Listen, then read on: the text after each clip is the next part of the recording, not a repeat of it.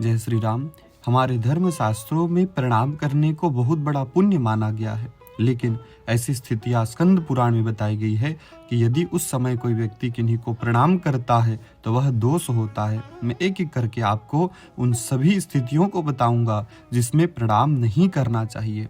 पहली स्थिति, यदि कोई व्यक्ति स्नान कर रहा है तो उसको प्रणाम नहीं करना चाहिए, स्नान के बाद ही उनको प्रणाम करना चाहिए। दूसरी स्थिति, यदि कोई व्यक्ति लकड़ी, हवन की लकड़ी लेकर के जा रहा है और हाथ में यदि फूल है उसके, तो भी उनको प्रणाम नहीं करना चाहिए। जो व्यक्ति पानी का बर्तन लेकर के जा रहा है उसको प्रणाम नहीं करना चाहिए। चौथी बात, यदि कोई व्यक्ति भोजन कर रहा है तो भोजन करते हुए व्यक्ति को कभी प्रणाम नहीं करना चाहिए। पांचवी बात, जो कलह प्रिय है, जो हमेशा लोगों को लड़ाता है, झगड़ा करवाता है, ऐसे लोगों को कभी प्रणाम नहीं करना चाहिए। जो बहुत ज़्यादा क्रोधी है, जो दमन करने वाला है, या फिर कोई व्यक्ति यदि बहुत सारे लोगों के साथ में बैठा हुआ है, बहुत बड़ा जन समुदाय है, तो उसके बीच में प्रणाम नहीं करना चाहिए। छठवीं बात, यदि किसी ने भिक्षा का अन्न रखा हो तो उसको भी प्रणाम नहीं करना चाहिए। सातवीं बात, यदि कोई व्यक्ति सोया हुआ है तो सोए हुए व्यक्ति को कभी प्रणाम नहीं करना चाहिए। अब शास्त्र में कहा गया है कि किन स्त्रियों को प्रणाम नहीं करना चाहिए। वैसे तो हमारे यहाँ सारी स्त्रियां जो हैं वह पूजनीय हैं, लेकिन किन स्त्रियों को प्रणाम नहीं करना चाहिए इसकी विधि बताई गई है। तो कहा गया है कि जो भी माताएं बहनें यदि रजस्वला हैं तो उनको प्रणाम नहीं करना चाहिए। जो व्याभिचारिणी हैं उनको प्रणाम नहीं करना चाहिए।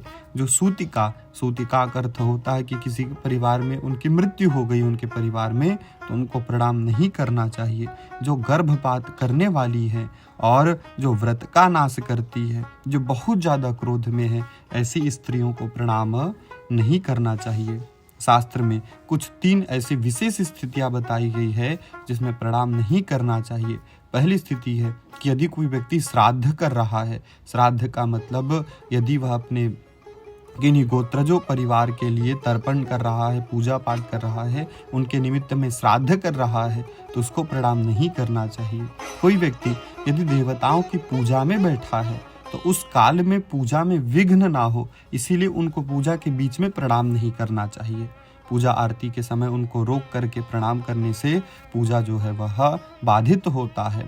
और अगला तीसरा स्थिति कि यदि कोई यज्ञ कर रहा है, हवन कर रहा है या तर्पण कर रहा है, तो इस बीच में जो है उनको प्रणाम नहीं करना चाहिए। ये स्थितियां हैं जिससे इस कार्य में बाधा आती है, तो ये कार्य संपन्न हो जाए उसके बाद ही प्रणाम करने से वह शास्त्र की जो है आज्ञा के अनुसार फल देता है। जय श्री राम।